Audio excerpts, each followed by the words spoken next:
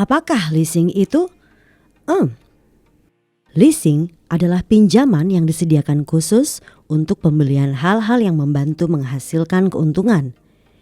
Barang-barang itu disebut sebagai barang produksi, dan hal ini dijelaskan dalam kontrak. Ini merupakan hal penting karena leasing adalah pembelian mesin dan peralatan yang akan membantu Anda memproduksi sesuatu dan memperoleh keuntungan. Misalnya, Anda dapat membeli mobil dengan leasing jika akan digunakan untuk mengangkut penumpang atau kargo untuk mendapatkan keuntungan. Atau Anda dapat membeli oven untuk toko roti dengan leasing. Tetapi Anda tidak dapat membeli kompor untuk keperluan rumah tangga atau mobil pribadi. Anda hanya dapat menggunakan leasing untuk barang-barang yang menghasilkan keuntungan. Dibandingkan dengan kredit konvensional, leasing merupakan metode pembiayaan kredit yang lebih baik dan lebih menguntungkan bagi leaseholder. Keunggulan utamanya adalah sebagai berikut. Persyaratan bank jauh lebih mudah daripada persyaratan untuk pinjaman konvensional, terutama untuk jumlah besar. Uang muka lebih rendah, persetujuan pinjaman membutuhkan waktu yang lebih singkat dan jumlah pinjamannya pun lebih tinggi. Pinjaman hanya dapat diperoleh paling lambat 24-36 bulan, tapi Anda bisa mengambil leasing selama 5-10 tahun. Apakah Anda merasakan perbedaannya? Berikutnya, tidak ada agunan. Anda tidak perlu menggadaikan rumah Anda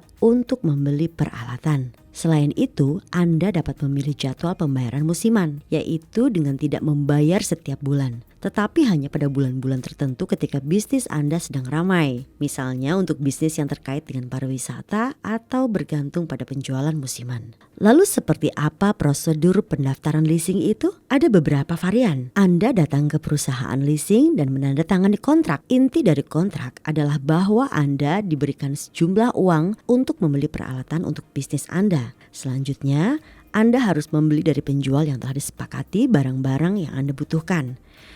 Seperti alat transportasi, mesin kopi untuk kafe, mobil untuk taksi, atau bahkan pesawat terbang.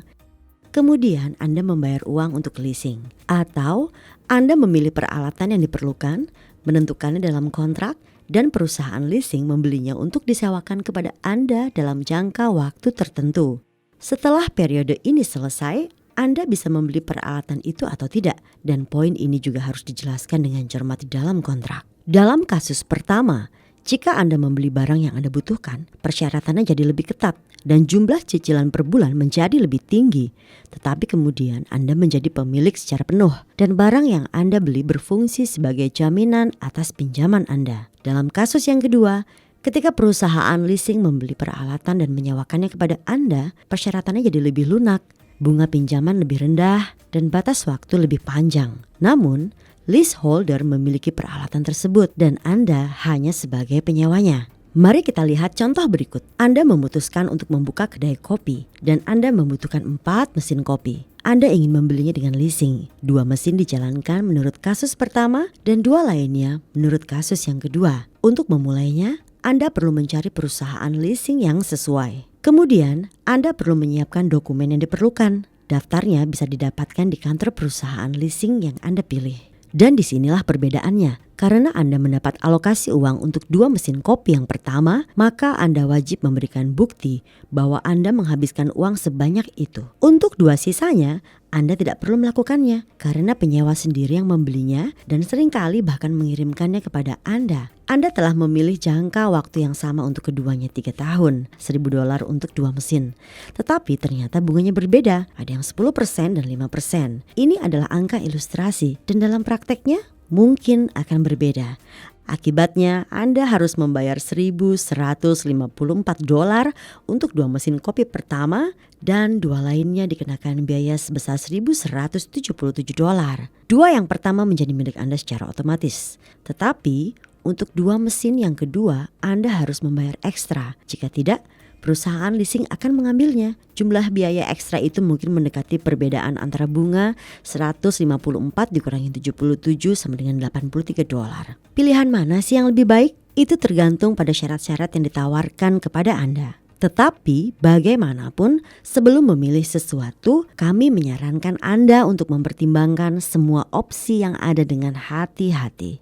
Salah satu pertanyaan paling umum adalah apakah Anda dapat membeli mobil dengan leasing? Ya, tentu saja jika Anda membelinya bukan untuk mobil pribadi, tetapi sebagai mobil perusahaan. Terkadang opsi ini memungkinkan Anda menghemat hingga 50% dari biaya. Tetapi memulai bisnis Anda demi pembelian semacam itu masih sangat beresiko. Apakah Anda sudah memilih apa yang akan Anda beli dengan leasing untuk bisnis Anda? Kami yakin Anda akan berhasil. Apalagi jika kalian terus menonton video-video di channel Mono Binomo, karena kami sudah menyiapkan banyak informasi yang berguna untuk Anda. Subscribe di channel ini, klik lonceng, dan Anda akan selalu tahu kapan video baru akan keluar. Tahukah Anda tentang leasing sebelumnya? Kami menunggu komentar Anda.